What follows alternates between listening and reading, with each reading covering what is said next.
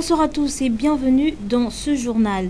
Présenter l'évolution des recettes et des dépenses budgétaires de 2013 à 2018 pour expliquer la nécessité d'une loi de finances rectificative en 2018. C'est l'exercice auquel s'est prêté le ministre d'État, ministre du Budget et des Comptes publics qui était face à la presse nationale et internationale.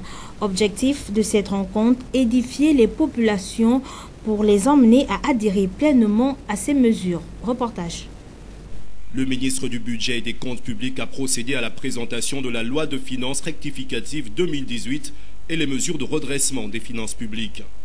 Durant plus de 2 heures, le ministre d'État Jean-Fidèle Otandolt, qu'accompagnait le ministre de la Communication et de l'Économie numérique Guy-Bertrand Mapangou, s'est prêté à un exercice pédagogique et explicatif axé sur 4 points essentiels. L'évolution des recettes et des dépenses budgétaires de 2013 à 2018, la nécessité d'une loi de finances rectificative en 2018, les principales caractéristiques de la loi de finances rectificative 2018 et les principales mesures de redressement des finances. Face à la presse nationale et internationale, Jean-Fidèle Otandolt a indiqué que bien que les recettes pétrolières se relèvent du fait du regain des cours du brut, les recettes hors pétrole chutent significativement. Les finances publiques du Gabon sont aujourd'hui dans une situation critique, avec un cumul des déficits budgétaires. Par conséquent, une politique de rigueur devient obligatoire et urgente à mettre en place pour une meilleure gestion des finances publiques. Annoncées lors du dernier Conseil des ministres, les principales mesures de redressement des finances visent pour l'heure la réduction des effectifs de la présidence de la République, la réduction de la taille du gouvernement d'au moins 25%, la baisse des effectifs des cabinets ministériels, la suppression des postes deuxième adjoint dans toute l'administration, la limitation à 3 ans des avantages accordés aux anciens dignitaires et la suppression de certains avantages accordés aux PCA. La mise en œuvre de ces différentes mesures devrait permettre de réaliser une économie d'environ 140 milliards de francs CFA sur l'exercice budgétaire 2018, a expliqué Jean-Fidèle Otandolt. Parlons à présent de l'installation des membres du Forum d'opportunités d'affaires en prélude à la tenue très prochaine du premier Forum d'opportunités d'affaires continental. La plateforme pilote de ce forum a procédé à l'installation de ses membres, lesquels auront la charge de la réussite de cet événement. Arnaud Babokong pour le reportage. Présenté officiellement au public il y a quelques semaines à la faveur d'un point de presse donné à cet effet, la plateforme dénommée Forum d'opportunités d'affaires, plateforme d'initiatives existantes durables, ce regroupement de jeunes entrepreneurs gabonais accélère sa raison d'exister sur le territoire national en organisant administrativement la structure à travers l'installation de son bureau directeur composé de 25 membres, ceci pour la diversification de l'économie sous-régionale et régionale dans les opportunités d'affaires en brisant les frontières naturelles existantes pour faire place à un bloc économique soudé et solidaire. La rencontre de ce jour, mercredi 4 juillet 2018, s'inscrit dans le cadre de l'installation du dit bureau et la responsabilité de ses membres. Mesdames et messieurs, chers membres, inspiré de la vision de son Excellence, Monsieur le Président de la République, chef de l'État, Ali Bongo Ondimba, le FOA souhaite contribuer à la matérialisation de son engagement en faveur de l'intégration régionale, de la diversification de l'économie, la lutte contre le chômage, l'égalité des chances et le développement durable du pays et partout du continent. Notre ambition revêt une nature continentale dans la mesure où nous sommes pour la mise à plat des développements durables du pays. Dans la mesure où nous sommes pour la mise à plat des frontières dans le milieu entrepreneurial, les partenariats publics-privés, inter-États et les réflexions communes pour permettre à notre continent de tenir face à la crise économique mondiale qui l'a durement affaibli. À l'heure du septennat de la jeunesse, nous, jeunes Gabonais, aux côtés du chef de l'État, à travers le FOA, avons la possibilité d'apporter notre pierre à la construction de notre pays et du continent. Des installations des membres du bureau directeur sous l'œil du conseil exécutif. Ces membres ont la lourde mission, voire responsabilité dès à présent, d'organiser la première édition du premier forum d'opportunités d'affaires continentales d'août prochain. Une responsabilité qui passe nécessairement par la mise en pratique des sages recommandations, voire conseils, que le président Walter Alogondo, premier responsable de ce forum, a prodigué aux impétrants.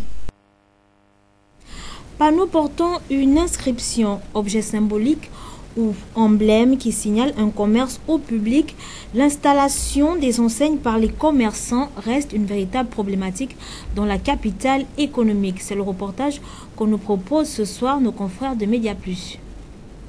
Le constat est fait de façon générale à travers l'ensemble du territoire national et singulièrement dans la ville de Port-Gentil.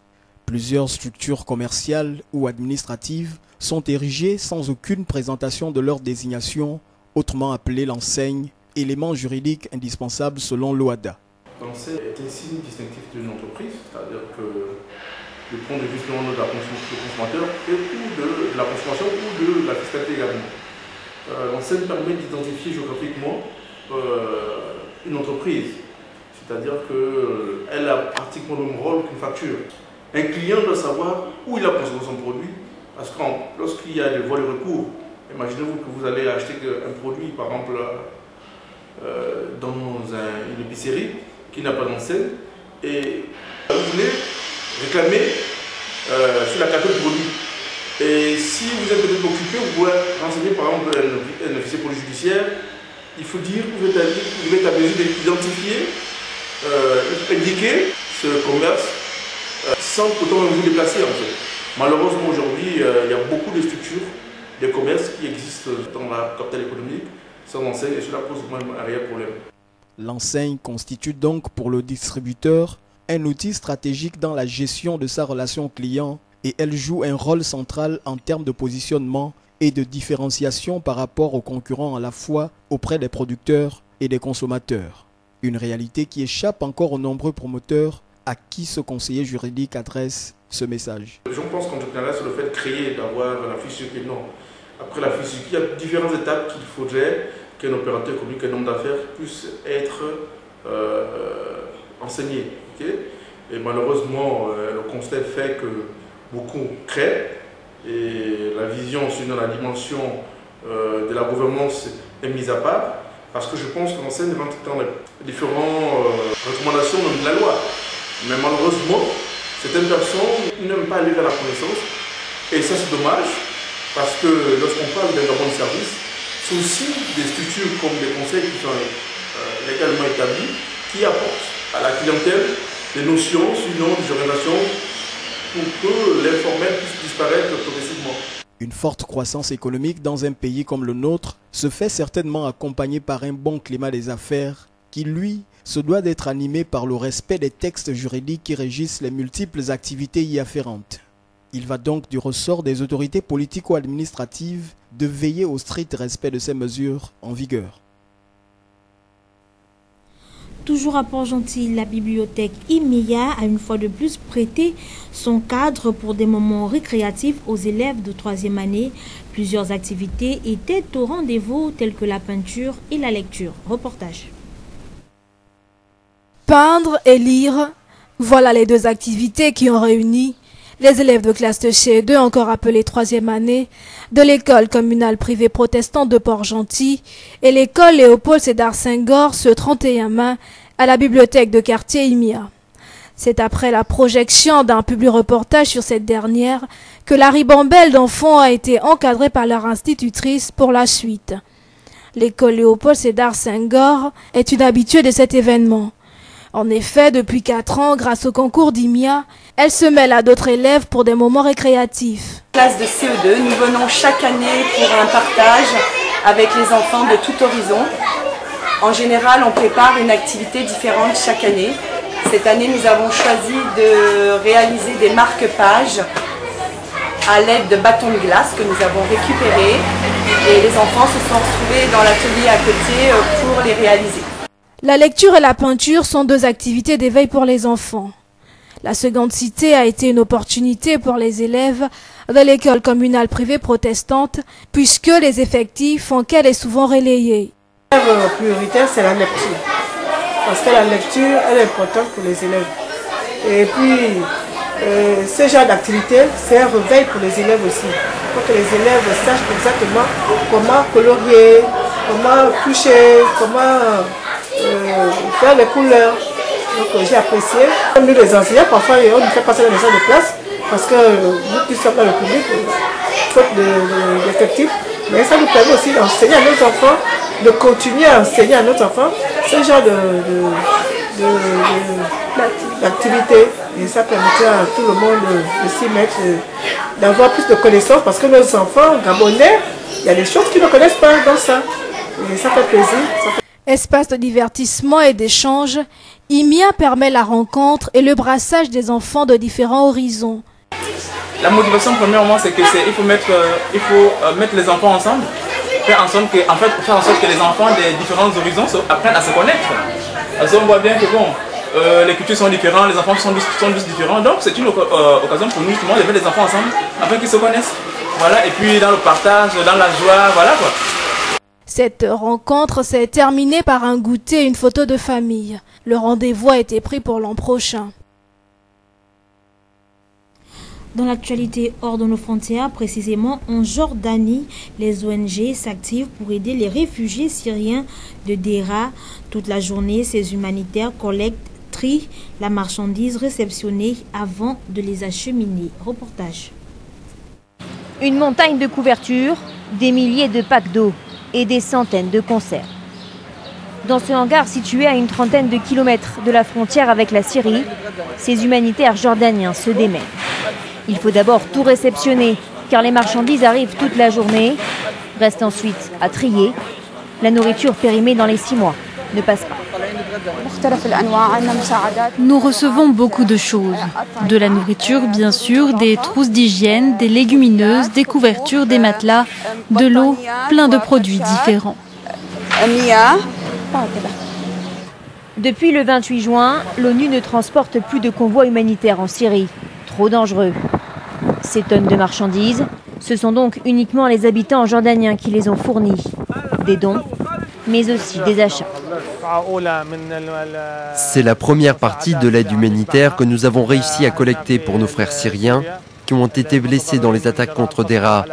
C'est la première vague. On espère que d'autres vont suivre. Mais ces humanitaires ne sont plus autorisés à acheminer eux-mêmes les produits qu'ils ont collectés. Depuis mardi, les militaires jordaniens supervisent tout. Nous sommes ici depuis les prières de l'aube, mais nous n'avons pas encore été autorisés à envoyer cette aide. C'est à bord de ces camions que les marchandises vont atteindre les quelques 25 000 réfugiés syriens qui attendent juste derrière le poste frontière. Pris au piège entre le régime syrien et les rebelles, ils n'ont nulle part où aller. Nous sommes à présent dans le volet sport de ce journal. Après les rencontres avec les différentes fédérations le mois écoulé, le ministre en charge du département des sports a reçu les journalistes de différentes maisons de presse de la place et les associations des journalistes sportifs afin de leur présenter la politique qu'il envisage mettre en place pour le sport gabonais. C'était en présence d'Ulrich Sima Ella. Le ministre des Sports Alain-Claude Bilébizé, accompagné de son ministre délégué Laetitia Diwekou, ont eu une séance de travail avec des journalistes sportifs de plusieurs médias de la place et des associations des journalistes sportifs. Le Palais des Sports a servi de cadre à ce grand rendez-vous sollicité par le ministre afin d'obtenir de ces professionnels les démarches à suivre pour la nouvelle politique sportive prônée par le nouveau ministre en charge des sports. Après les réunions avec les fédérations sportives, il fallait absolument rencontrer la presse sportive. D'abord pour lui indiquer le sens de la démarche qui est la nôtre. Nous avons reçu du chef de l'État et du ministre une feuille de route qui est très claire, faire en sorte que le sport gabonais renoue avec la performance. Et pour cela, il faut travailler avec les acteurs du sport. Nous pensons de la presse spécialisée, qui est la presse sportive, avec un partenaire sénateur dans ce domaine, qui va demain nous aider à mettre la visibilité sur les sportifs, mais aussi à pointer les dysfonctionnements.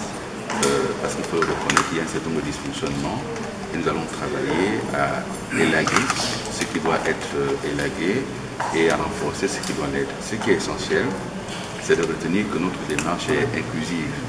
Nous ne venons pas avec des préjugés, ni avec des a priori. Nous trouvons des acteurs du sport et nous essayons de faire en sorte qu'avec des acteurs, on atteigne des objectifs. Un sentiment de satisfaction pour les présidents des associations qui ont salué les méthodes de travail engagées par les deux ministres depuis leur arrivée à la tête du ministère. Nous attendons du ministère de la Jeunesse et des Sports de nous accompagner dans le projet, de nous accompagner pour l'indépendance du journaliste sportif, pour permettre au journaliste sportif d'être libre dans son écriture, d'être libre dans son commentaire, dans ses analyses. Raison pour laquelle nous félicitons le ministre pour cette rencontre ce matin. Une rencontre qui va également permettre, qui nous a permis de dire au ministre ce que nous pensons du comportement ou encore de la gestion des fédérations. Le ministre a évoqué un certain nombre de choses, exactement les mêmes choses que nous reprochons également aux fédérations. Maintenant, quant au ministre d'être rigoureux dans la prise de décision de ce qui s'est fait, ce qui se fait dans l'organisation même de ces fédérations. Je pense que si nous conjuguons les efforts, nous marchons ensemble avec le ministère de la Jeunesse et des Sports et que le ministère de la Jeunesse et des Sports accepte de nous accompagner, on aura les journalistes forts et indépendants. Cette séance de travail qui s'est achevée par la remise d'un projet des awards du sport par le président de l'association gabonaise de la presse sportive indépendante au ministre d'État. Nous poursuivons avec l'association ANPA et l'ensemble des acteurs du taekwondo qui sont réunis depuis quelques jours dans le but de préparer la compétition de feu Maître Nzamba qui se tiendra le 8 juillet prochain. Reportage. En prélude à l'organisation de la compétition de feu Maître Nzamba, anciens et cadres du taekwondo en collaboration avec l'association ANPA se sont réunis depuis quelques jours afin de peaufiner leurs armes, dans l'optique de mieux démarrer les activités ce dimanche 8 juillet. Le sentiment de notre maître, mais il en a formé beaucoup. Et il a formé des grands maîtres qui sont à la hauteur. Comme vous voyez ce soir, la majorité sont passés sous la tutelle du grand maître Nzamba, comme le travail que vous êtes en train de voir. Oui, les maîtres, comme a dit déjà le président, nous allons commencer par incliner à Tombe Nzamba le vendredi.